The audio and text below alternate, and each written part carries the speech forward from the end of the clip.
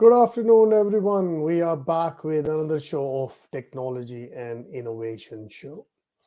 This show focuses on global technologies and innovation around the globe, and we always try to bring something new for you, and which will enlighten your mind, information, and knowledge about what's going on in the world. Like all other episodes, we have a very nice technologies joining us today live from USA, which is going to enlighten us on the advancement taking place in United States of America. Now, United States of America is the most advanced country, and their technology is state of art, and this technology is benefiting in various sectors to the world, including fintech, blockchain, health tech, real tax, and investment tech, and agri-tech, and many, many more. So I'm really excited to see our guests. This show always go around the very specific technology introduction through our platform. It's a joint venture show between United Kingdom live with me and with my co-host in Abu Dhabi, United Arab Emirates, a technologist herself, and an investor, of course, very keen to select and pick projects which can make sense and bring to UAE and contribute the technology, make citizen life more advanced and more nice. So let's go to Abu Dhabi and welcome my co-host Salma Al Kubaisi. Hi, good day to everyone, and welcome to our show, Technology and Innovation. As you know, we are so interested in latest technologies, latest innovation, and seeking or finding the best of the best as usual. So here in our program, we always like to invite technology experts to our show. So the reason is, like Musa expressed, um, we are investing, we are finding good skills, good brains to join us into our projects. That's amazing, Salma. So who is the guest joining us live from US today? I'm really excited to know his profile. Our guest is a person who have more than 15 years of experience in different technologies. He's an engineer. He's expert in different languages, Hadoop, and he's a technology transformation person. He had lots of digital transformation projects across the globe. He's based in Canada, but he works in US actually. Well, I would like to welcome our guest, Rana Rahouf. Good afternoon, good evening, good morning, wherever you are, and really delighted to be on this show with Musa and Salma. Appreciate the opportunity to talk here. Thank Welcome you. to the show, Rana. Can you start to introduce yourself as a technologist to our audience, Rana? Absolutely, absolutely. So I have started my journey back in 2005, 7. when I did my MS leading to PhD at LUMS in Pakistan. And my area of focus was big data and data science and analytics at that time. So I'm just gonna go briefly talk about how the shift has happened. At that time, I remember we had the challenges. Nobody knew how to do the analytics. The science was there, and that's what we were Mm-hmm. studying, but the tools were not there. So we faced this challenge that we had huge amount of data. We know the science, how we can run clustering, how we can do the classification, and all of that. But we were struggling with the tools. So move forward to 2010, when I moved to UAE first and then to Canada. At that time, a big shift had happened, and that was the big data tools becoming available. Like Hadoop was one of them, Mm-hmm. and that was the game changer from now then. From the moment, from the time when we do not have the right tooling, and suddenly a shift where we got the right tools, and that I think changed everything. And I was one of the lucky people who were part of this first, the shift in the technology, shift in the how people looked at the data. So I started working in that space in uh, different areas. If you look at my profile, you can see from Mm-hmm. fintech, working for the financial institutes in Canada, and then US, and working through this, some of the blockchain space in last few years, and then uh, uh, working in the healthcare. So my profile shows that I have touched a lot of Yes. areas, which is really helpful. I like to actually, to be honest, looking at our guest's profile, like reaching to this level, gradually having the experiences in different languages and analytics as well as data, which is the biggest thing, as well as you have been exposed to. Did you work as an architect as well? Correct, correct. So I Which have is, worked with, yeah, yeah, tell us, definitely, please. yeah. But that's great. So to your point, like it's a journey, right? So Mm, it's not that somebody popping up true. from from the university and you know Straight top away to. straight away going to the top. I had made my way through different stages, and I would recommend everybody to do that because it gives you the knowledge, and it equips you to basically lead a small team, bigger team, and at the end of the day, technology organization.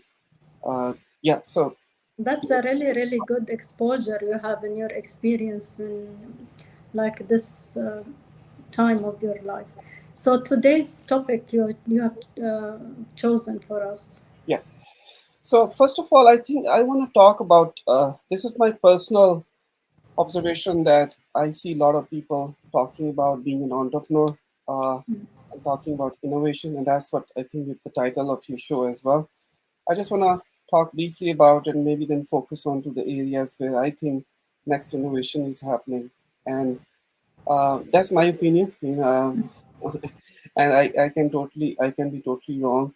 At the same time, I want to put it out there for as a food of thought for others. Um, talking about entrepreneurship, I think there has been a great misunderstanding among people using in the use of this term, in the sense that people would say if they are doing some business or they are doing import export, they would call themselves an entrepreneur. But I would disagree with that part. I think entrepreneurship is basically when you are looking at the spectrum of things, like um, continuously looking for opportunities to use the resources from the lower yield, lower value proposition, and transform those resources into a high productivity scape. That is basically innovation. So if somebody is doing simply a small business, then that's a business, not the entrepreneurship. uh, but regardless of the usage of the term, I think this is unprecedented time at the moment. we are seeing a lot of shifts are happening in the world, and I would suggest that if you want to get into you want to become an entrepreneur, this is perfect time.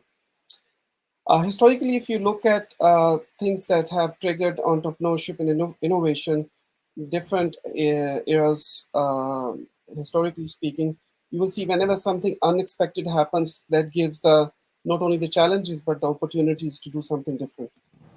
And we have all gone through the pandemic. It was like a black swan that happened. True. Nobody was expecting it. It shifted a lot of things, and one of the things is the perception of the people. So, Mm-hmm. and perception is a very important thing.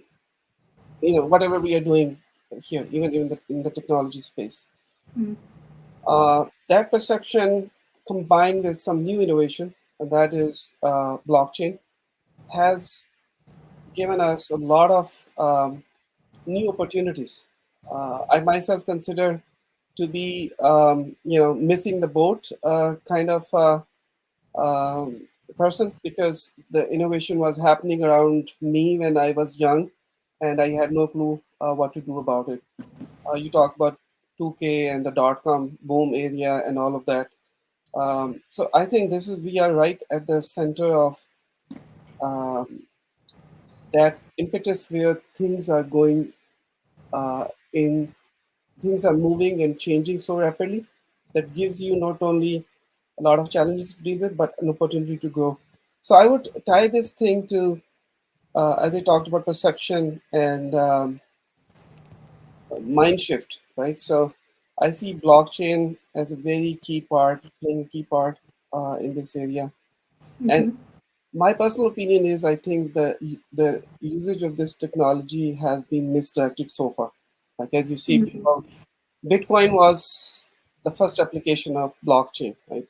And the innovators and the founder of the blockchain technology, they wanted to show how it will work. So Bitcoin was the first application. But after that, I think people in the tech space has misdirected the use of this technology into creating coins over coins and cryptocurrencies, which had a boom, obviously, but that has collapsed as we see currently. And my expectation was the same, that it is not survivable. This rat race is not gonna survive longer. So talking about that, personally, I believe that the technology is wonderful, but the application we need to think about different areas. It's all about for technology mainly.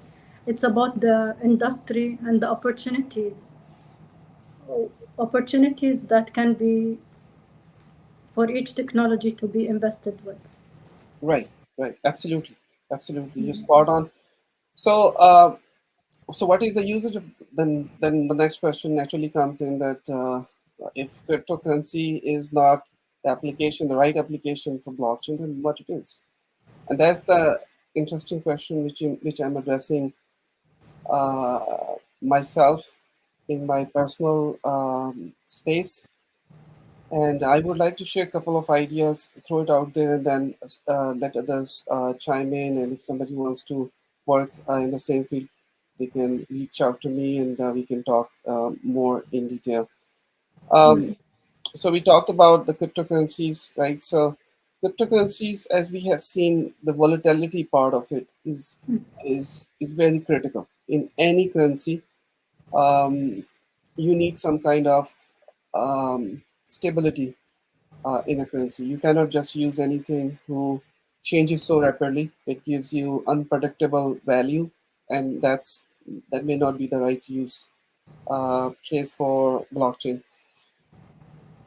There is a concept I think most of us might have heard, that is called these DAO, like, right? So I will focus on the blockchain. In the blockchain space, there's a concept of decentralized autonomous organization, right? And that is called DAO in short. So I'll just refer to DAO. So Mhm. it's easy to talk about. Uh, if you look up DAO, I think there are a lot of this concept provides a lot of opportunities to fix world's problems these days. And True. one of the problem is that we talk about corruption. We talk about people manipulating, right? The Yeah. resources, or manipulating, the consumer of a technology. So DAO is a concept. It enables to run an organization in autonomous fashion without anybody influencing it to their advantage. We have seen big data, you know, a wonderful technology, but we saw that the big organizations, Google, Amazon, and whatnot, they have misused it to a great extent in the sense that the moment I search anything in Google, and the next moment in my Facebook, I see the same ad talking Everything. about Yeah. selling me the idea. We have also seen the misapplication of this in US elections. Like people had been targeted to change their mind to the advantage of a political party, right? So we have seen these misapplications time and again, and I think it's time that people kind of wake up from this, uh, you know, comfort zone where they thought that, oh, this, I'm sharing my data, it is going to help me, it is going to make my life easier. But we have seen to the contrary that it has actually made our lives more difficult. We are easily manipulatable. People can manipulate us. Organizations can accumulate a lot of wealth by directing our behaviors to wherever they want to take us. So coming back to the DAO is that we can get rid of all of that. We can create an organization that can run itself, that can manage itself, that can scale itself. One of the applications I think I talked about, especially in the context of Pakistan and other countries, of course, where historically, politically, political influence has been negative, and people have been the victim of corruption uh, and all of that. So DAO gives us a mechanism where we can basically use the financial resources in an autonomous fashion and make sure that this doesn't happen time and again. Like, see, decentralized autonomous organizations to me has an impact if it's in a charity, for example. But again, Sam Bank, the owner of FTX, was misleading the people about charity, and they kept the wealth for themselves. Absolutely. And and another point is too many projects owners are not showing the same level of commitment for projects because there is the capital. Like, it's very imperative we do a background check on the investors as well. 100%. 100%.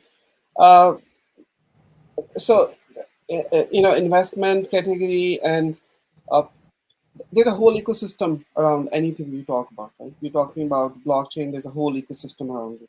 Of course, um, there are some bad actors trying to manipulate that ecosystem to their advantage. As you mentioned, people are opening these stock exchanges, crypto stock exchanges, and then ditching their clients, gathering the wealth, and maybe running away, right? We've seen all of that. Yeah. And in this era of this, deceit and, fraud and corruption, we need to find a new system of managing these organizations, and that's where DAO shines. How does DAO work? DAO works in a fashion where you create a blockchain-based system where people can contribute, and this contribution could be monetary, could be your personal influence. There could be a lot of things that come into picture that gives you some capability to vote on an action. Let's say if a DAO is to decide where to invest, let's say we create an investment board as a DAO, and we make sure that it is not misdirecting the funds to their own liking or to their own advantage, you can create the DAO where everybody has some power to vote in that decision. So let's say if I have my contribution in that DAO, I have some money that I put in. I can only, and based on my past experiences, my profile, I can be assigned some kind of voting power, right? And there are other people who are part of that DAO, they can vote accordingly as well. So it's not like one person taking it off. Unfortunately, we don't have a crystal ball to judge it. Like DAO is still at its this stage, nascent stage, but again, DAO is run by individual. As long as those people have integrity, it will be wow, fantastic. Otherwise, DAO can be a scam. No, absolutely. So so we need to so there is an initial stage of something that you need some administrative work that administration needs to do, and then you once the organization is in works, then it can run itself. So there are versions of it where we do not need administration at that level. So let's say if you are an administrator of a DAO, and let's call it a bank, so investment bank that has some administrative responsibilities that need to be done in a human fashion. So there are ways to reduce the influence of those administrative people in the decision making. So it's all about comes to the decision making, and administration is basically an execution hand, right? So if the organization has decided to invest in certain areas, the execution of it is just an administrative task, not a decision making task. Last point I will talk about DAO. I don't know where is DAO investing their wealth in, or either their friends or on I don't know what project. The whole I feel like DAO is becoming a scam. Integrity of the individual or the voting of people who hold the highest. Do you have, let me ask you this question, do you have currently any any instances where you see a failure in DAO, and then maybe we can talk specifically about it? You talked about the administrative part of it, or are you seeing this adoption of DAO? Are you seeing the rejection of DAO in UAE and Middle East especially? It's too early for this. And I have another point. India is progressing on digital rupee. So also here in UAE Central Bank. I would love to know how Pakistan would champion this, considering the political stability you mentioned of the. Instability, I would say, yeah. Yeah. Yeah, so how it can impact Pakistan is, I mean, the impact could be tremendous. Again, at the end of the day, it's the people who have to change as well, right? The technology can only enable that much. Um, Historically speaking, the let's say we had floods in Pakistan where a lot of people were displaced, and also a lot of misdirection of the resources happened. There were a lot of international organizations, uh, aid, sending aid to Pakistan, but how that aid was managed, nobody knows. So True. let's say if we create a DAO that takes on those funds, then everybody who's giving the donation, they can decide where and how that donation needs to be spent. That's one application I'm talking about. There are thousands of other applications where we can reduce the influence of the bad actors and promote as autonomous as possible, giving the power to the people. In my view, this is kind of a democracy in the digital space, right? And that has shown time and again that's how the world needs to be run, where people have the power actually, and not a small portion of the population. I have seen like Pakistan have a high potential with highly skilled people across the globe. I met many, many, and I would like. I mean, I wish the government will spend or put their funds in the right place in technologies, blockchain, for the benefit of the country. And this is every residence, every national, local need from his country. And I wish, I would like to ask you the last question, and I'm bombarding you, I think. No worries. What would you say that could make a difference in others, in the or what, maybe the question I could say, what technology can help in, from your point of view, would make difference in all the fields? Or you can specify one field, maybe health, because you have expertise in this field. Yeah, so I think that's what exactly we are talking about, right? My current focus is how we so I talked about innovation and entrepreneurship, how things have been changing recently, and that's giving us the opportunity to change a lot of things around us, and that's what I think is the next big thing which is happening around us, and maybe some of us are focusing and some of us are just being ignorant of what's going on. As we talked about this, so DAO is a very general concept, right?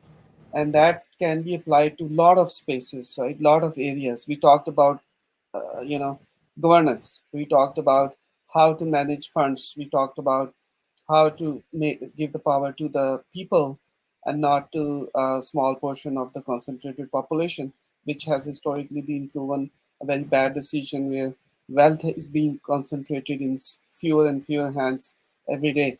So, um, as I spoke about, like maybe the blockchain technology was wonderful. It is wonderful, but the application has been misdirected. And again, we see the cryptocurrencies enabled a lot of black money flowing out of the areas where it was very hard for the corrupt folks there to get their money to other countries like Canada and US, and that has happened. So again, we saw the application of a technology to enable the bad actors, right?